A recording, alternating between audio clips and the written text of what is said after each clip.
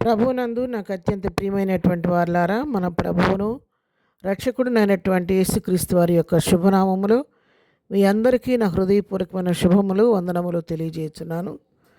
ఉదయకాల సమయంలో దేవుని వాక్యాన్ని ధ్యానం చేసుకుందాము. ఈరోజు వాక్య ధ్యానము కొరకు మనం తీసుకున్నటువంటి లేఖన భాగము కీర్తనల గ్రంథము 119వ కీర్తన 105వ వచనం చదువుకుందాం. నీ వాక్యము నా పాదములకు దీపమును, నా త్రోవకు వెలుగునై ఉన్నది. ఆమెన్. దేవుని నామమునకు మహిమ కలుగును గాక. కీర్తనకారుడు ఎంతో ధైర్యంతో ఎంతో స్పష్టంగా తెలియజేస్తున్నటువంటి మాటలు.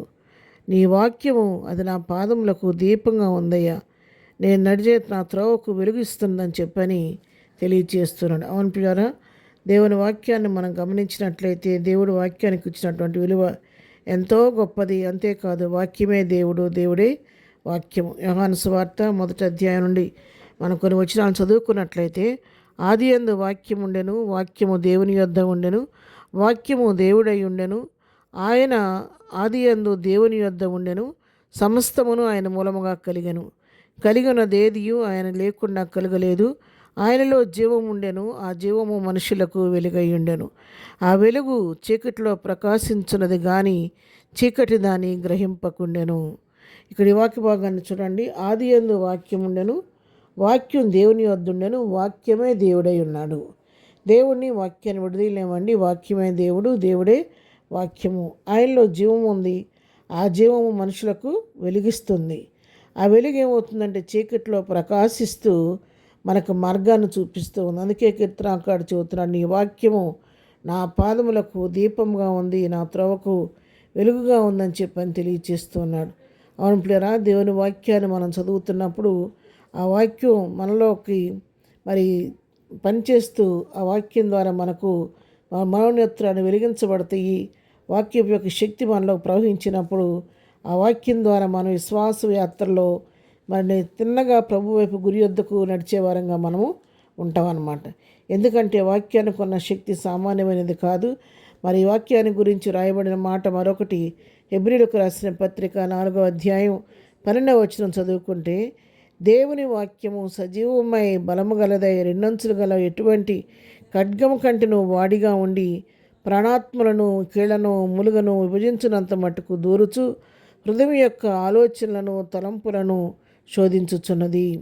చూడండి, ఇక్కడ వాక్యము సజీవమైనది, బలము గలది, అది రెండంచుల ఖడ్గం వంటిదంట. అటువంటి ఖడ్గం ఇంకెక్కడ లేదు. రెండంచులుగా పదునైనటువంటి వాడి అయిన ఖడ్గం వంటి వాక్యము ఏం చేస్తుందో తెలుసా? ఆ వాక్యాన్ని మనం విన్న వాక్యము మన హృదయంలోకి ప్రవేశించడం మాత్రమే కాదు, ప్రాణాత్మలను కేళ్లను మూలుగను విభజించినంత మట్టుకు దూరుద్దండి. అంటే మన ప్రాణంలోకి, కేళ్లలోకి, ఎముకల్లోకి, మూలుగుల్లోకి కూడా వాక్యం వెళ్ళిపోద్దంట. వెళ్ళి అది ఏం చేస్తుందో తెలుసా? హృదయం యొక్క తలంపులను ఆలోచనలను శోధిస్తూ ఉంటుందంట.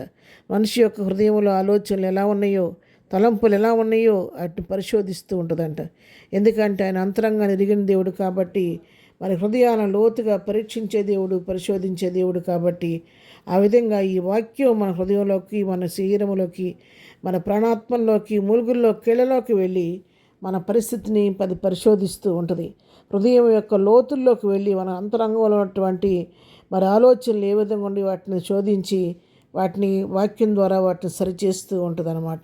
అందుకే కీర్తనకారుడు చెప్తున్నాడు, ఆ వాక్యం నా హృదయంలో ఉంది కాబట్టి ఆ వాక్యం ద్వారా అది నాకు పాదములకు దీపంగా ఉండి నడిపిస్తుంది, నా త్రోవకు అది వెలుగు చూపిస్తూ ఉందని చెప్పి దేవుని వాక్యం సెలవిస్తూ ఉంది. కీర్తనల గ్రంథం 119వ కీర్తన 9వ వచనం చూస్తే, యవనస్తులు దేని చేత తమ నడత శుద్ధిపరచుకుందరు, నీ వాక్యాన్ని బట్టి దాన్ని జాగ్రత్తగా చుచ్చుకున్నట్టు చేతనే కదా. 11వ వచనం, ఎదుటి నేను పాపం చేయకున్నట్లు నా హృదయంలో నీ వాక్యమును నేను ఉంచుకొని ఉన్నానని చెప్పి దేవుని వాక్యం సెలవిస్తూ ఉంది. కాబట్టి దేవుని వాక్యం మనలో ఉంటే మనం పాపం చేయడానికి సాహసించం. కాబట్టి వాక్యంతో మన హృదయాన్ని నింపుకుంటే అది నీకు నాకు వెలిగించి తిరనైన మార్గంలో, సరళమైన మార్గంలో మన దారి చూపిస్తూ మన పాదములకు దీపంగా ఉండి మనకు త్రోవకు వెలుగుగా ఉండి నడిపిస్తుంది. ప్రార్థన. ప్రేమగల తండ్రి, పరిశుద్ధుని పాదములకు వందనాలు. ఇచ్చిన శ్రేష్టమైన వాక్య భాగాన్ని బట్టి నీకు వందనాలు. ప్రభువా, నీ వాక్యాన్ని నిర్లక్ష్యం చేయక వాక్యాన్ని ప్రేమించి వాక్యాన్ని చదివి జీర్ణించుకొని వాక్య ప్రకారం మా జీవితాల్లో నడుచుకునే కృపద ఇచ్చేయండి. వాక్యంతో మా హృదయాలు నింపుకోవటం మాకు నేర్పించండి. నీ వాక్యం చూపిస్తున్న త్రోవలు నడవడానికి కృప చూపించండి ఆయన. ఇదైనా మేము చేయి పని పట్ల రాకపోకలో క్షేమంగా ఇచ్చేయండి. ఇదైనా బర్త్డే మ్యారేజ్ చేసుకున్న దీవించి ఆశీర్వదించండి. ఎగ్జామ్స్ రాస్తున్న బిడ్డలకు కావాల్సిన పరలోక జ్ఞానం దయచేయండి. ఇదైనా బలహీనలు ముట్టి స్వస్థపరచండి. ఇది ఒక్కరోనో ఓదార్చి ప్రతి వారి పట్ల కృప చూపించమని యేసునామములో ప్రార్థించడిగి పొందుకొని ఉన్నాము తండ్రి. ఆమెన్. ప్రభు కృప సదాకాలం మనందరికీ తోడే నడిపించును గాక. ఆమెన్.